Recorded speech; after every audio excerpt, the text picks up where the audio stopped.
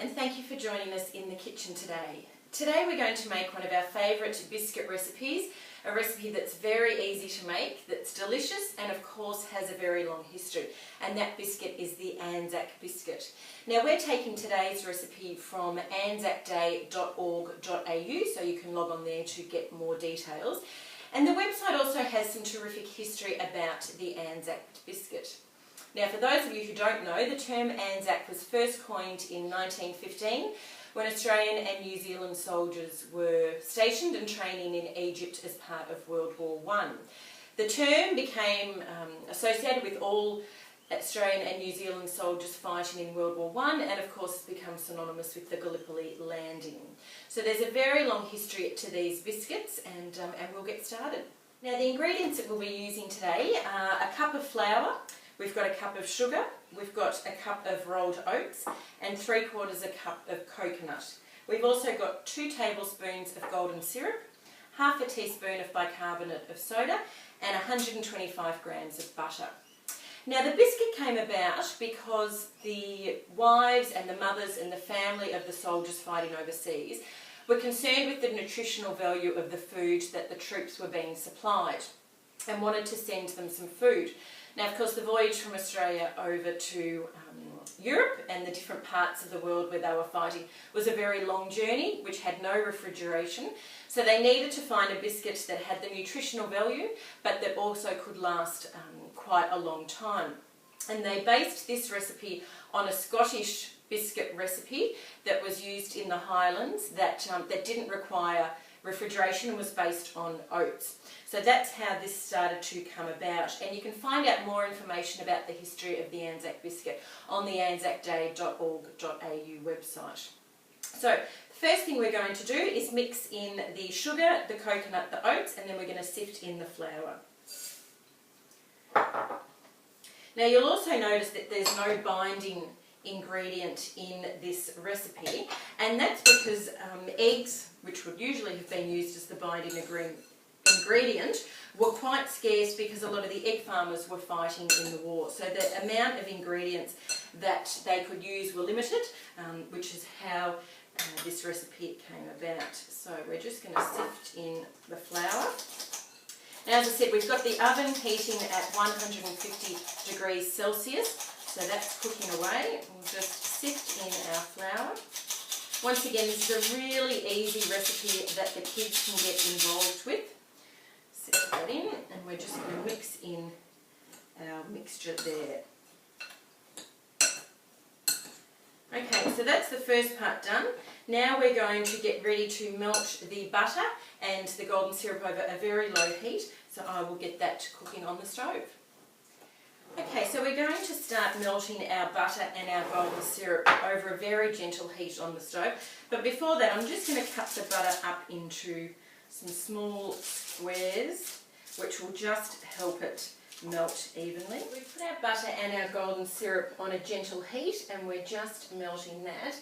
Now, as I mentioned before, usually you would use egg as a binding ingredient in biscuits, but due to a lot of the poultry farmers fighting in the war themselves and being away from home, there was a scarcity of eggs. So the binding ingredient used was golden syrup or treacle, and that was the replacement for eggs. Now obviously, as we said, the journey over to where the soldiers were fighting was very long. There was no refrigeration in the ships, so the biscuits also needed to be protected somehow. So they were often stored in tins, old tea tins, so you'd often see the old style sort of bushels tins, which the biscuits were popped in. Okay, so we've melted our golden syrup. We'll come back here, we'll just give our oats mixture a bit of a mix. Now as the war drew on, the biscuits were made more and more, and particularly by groups like the Country Women's Association and the different auxiliaries around the country. So there's a really long history to the biscuit, and I think it's important that we remind our children where the origins of this biscuit, how important it actually was. It wasn't just a delicious snack, it was a nutritional snack that was sent to the troops. And the amount of people that made it and that came together to make batches of these to send over. And as I said, there's more history on the ANZAC Day, the ANZAC Biscuit on the anzacday.org.au website. Okay, so we're just going to move on to our next step now. Now, our butter and golden syrup has been melting slowly here over a gentle heat, and that's almost done. So we've got the kettle boiling, and we're going to mix 1 tablespoon of boiling water with half a teaspoon of bicarbonate of soda. So we'll get ready to do that. Once we've mixed that and it's blended together, we will mix it in with the golden syrup and butter mixture.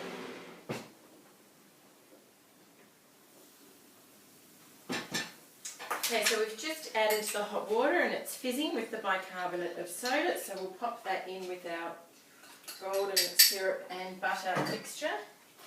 Give that a mix around, and now, and this is where you need to be careful if you've got kids helping, we'll pour this into our oats mixture.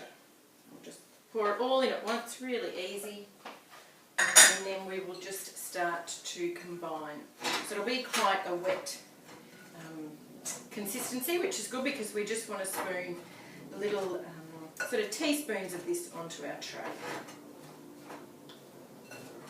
Okay, so I've got 2 batches going in the oven, and I'm just getting the next ones ready. So I can do this on the baking paper and then just transfer them onto the tray. So once again, it's just spooning a small amount on. Now with my mixture, it's not too runny, so I just gently press them together on the tray to create the shape. And because of the golden syrup and the sugar and the melted butter, they will come together.